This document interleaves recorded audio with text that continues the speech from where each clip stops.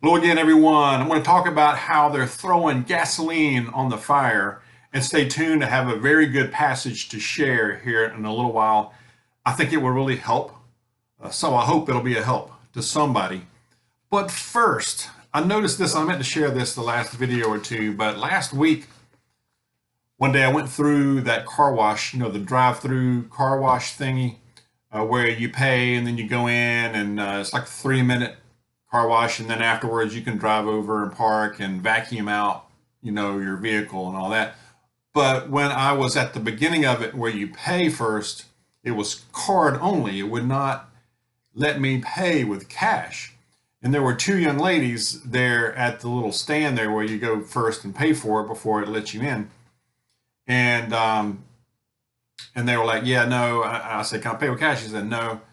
And they try to upsell you on the other stuff where you can go so many times a month or whatever.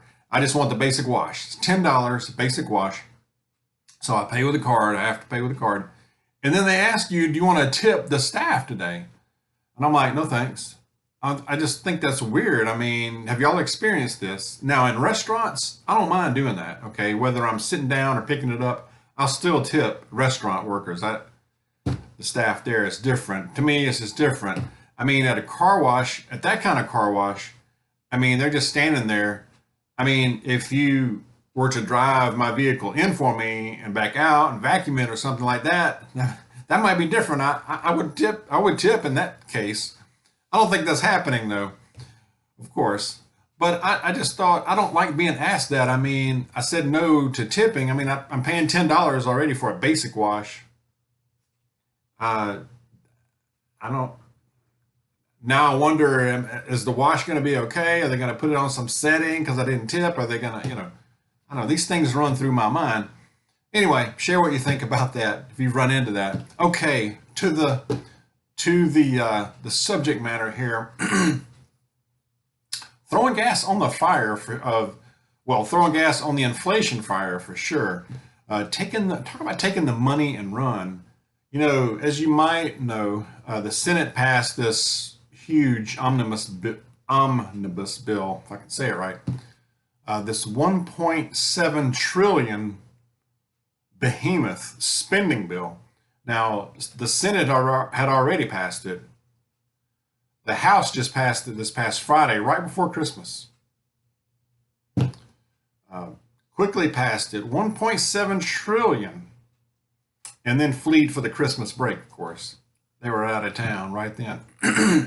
This is just going to add to the $31 trillion deficit, national debt that we have. Now, this bill is a 4,000-page spending measure. All kinds of junk in there. There's probably some good stuff, but it's loaded down with other stuff, of course. Among them is $858 billion for defense spending. I'm all for defense spending, but I think our defense is pretty dang good. I mean, I know may not be what it was in the past or whatever. You can make arguments for that, but 858 billion more for defense. 45 billion more, 45 billion going to Ukraine on top of everything else that's been going there. Ridiculous.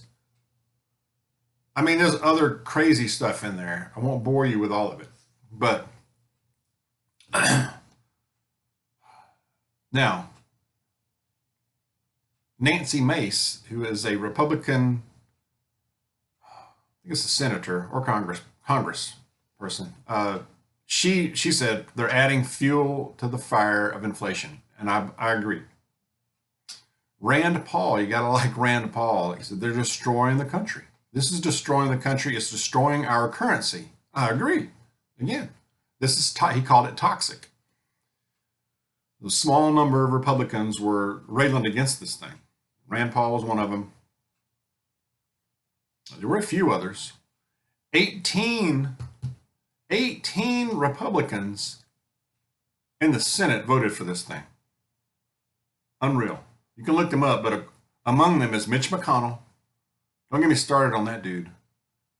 Lindsey Graham, of course. Tom Cotton, I was a little surprised to see Tom Cotton's name on there.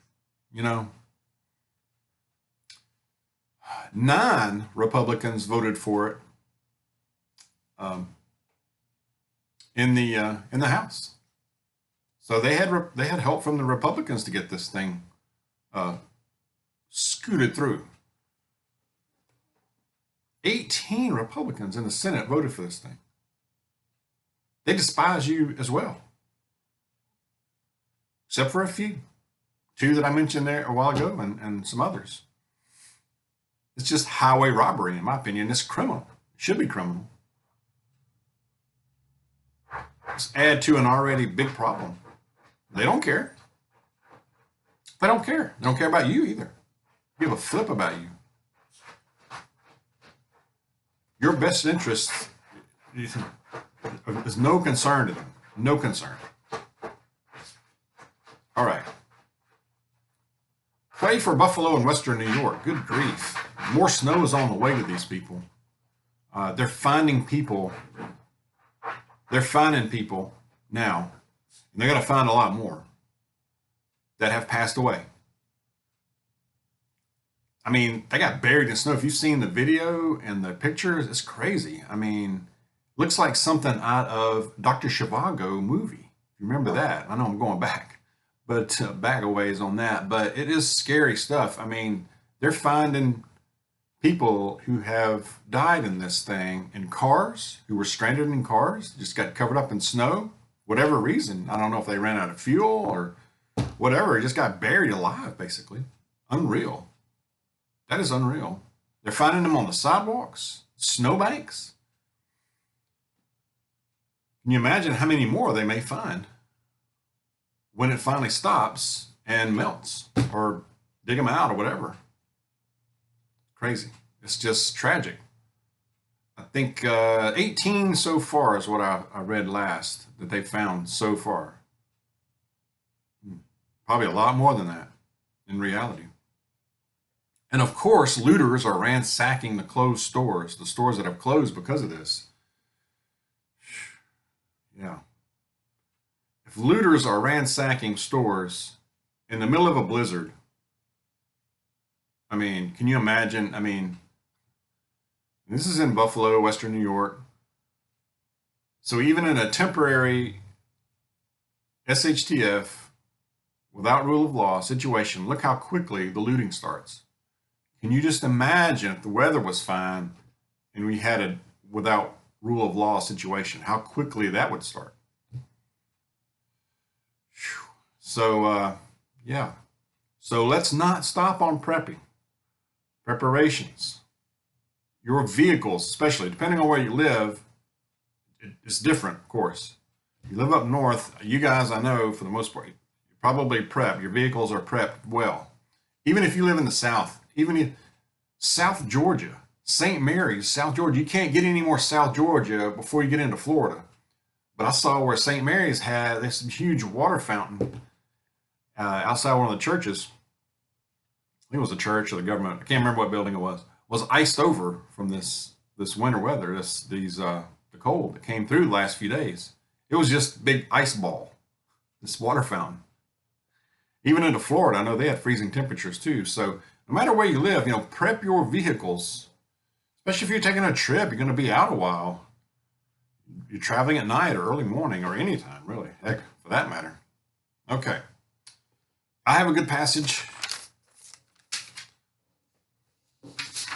All right, this is from Philippians. Philippians chapter 3, verse 8 says, "What is more, I consider everything a loss because of the surpassing worth of knowing Christ Jesus my Lord, for whose sake I have lost all things.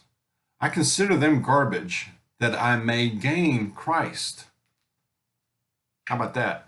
You can lose it all. You can lose all kinds of things in this life, but not lose Christ. So you can lose your livelihood, your job, your vehicle, your house, even your life. You can still gain Christ. Think about that for a moment. Think about that when we have problems.